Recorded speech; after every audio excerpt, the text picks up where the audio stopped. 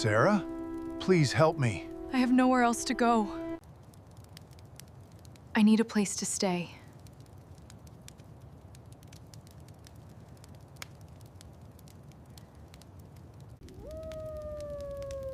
And I need a wife who can give me a son.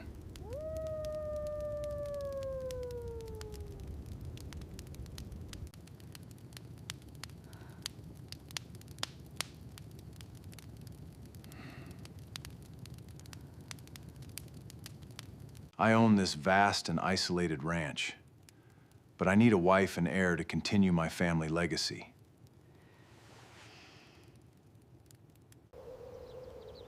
Are you really going? I have to make things right. Wait for me to return. I promise I will come back.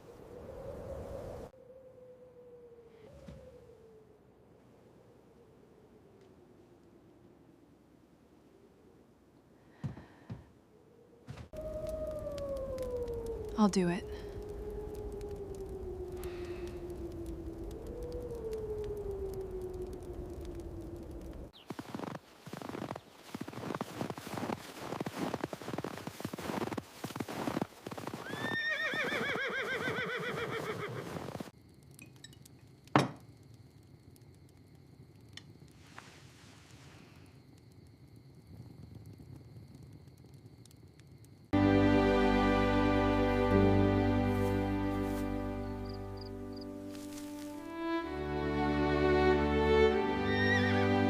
The snow had nearly buried the road when 30-year-old Grace Whitmore reached the old ranch at the edge of Montana, carrying one suitcase, wearing a thin coat, and holding a small envelope that contained everything she had left in the world. She had not come there looking for love, marriage, or a new family. She had come because she had nowhere else to go. When the rancher opened the door and heard her quietly say that she needed a place to stay, neither of them could have imagined that his strange answer would change both of their lives forever. If you believe that kindness can find someone even in their darkest hour, that hope can survive difficult seasons, and that forgiveness, compassion, and second chances can change a person's life, take a moment to like this video, share it with someone who needs hope, and subscribe to the channel for more heartfelt stories. Grace had spent the previous 3 years caring for her elderly aunt in Ohio. After her aunt passed away, Grace discovered that the house she had been living in was being sold, and the little money she had saved disappeared into medical bills and funeral expenses. She had applied for jobs, contacted relatives, and slept in 2 different temporary shelters, but every door seemed to close before she could step through it. Then an old acquaintance named Rebecca told her about a rancher in Montana named Caleb Mercer who needed help managing his large property during the winter. Grace drove for 2 days through snow and bitter wind before finally reaching his isolated ranch. Caleb was 38, quiet, hard-working, and known around the small town as a man who kept his promises but rarely spoke about his feelings. 5 years earlier, he had lost his parents within the same year and had inherited the ranch they had built together. He had spent years repairing fences, caring for livestock, and keeping the property alive, but the empty farmhouse had become a reminder of everything he had lost. More than anything, Caleb wanted a family of his own, but he had convinced himself that such a dream was no longer meant for him. When Grace arrived, Caleb noticed immediately that she was exhausted but proud. She refused to exaggerate her situation or beg for sympathy. She simply explained that she needed somewhere safe to stay and promised that she would work for whatever she received.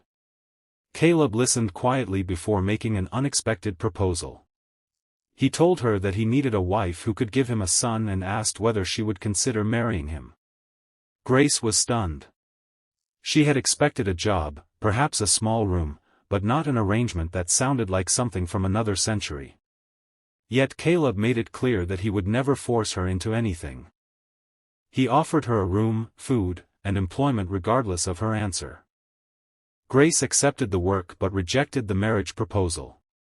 She spent the next several weeks helping Caleb around the ranch, learning how to care for the horses, preparing meals, keeping the farmhouse organized, and discovering that the stern rancher had a surprisingly gentle heart.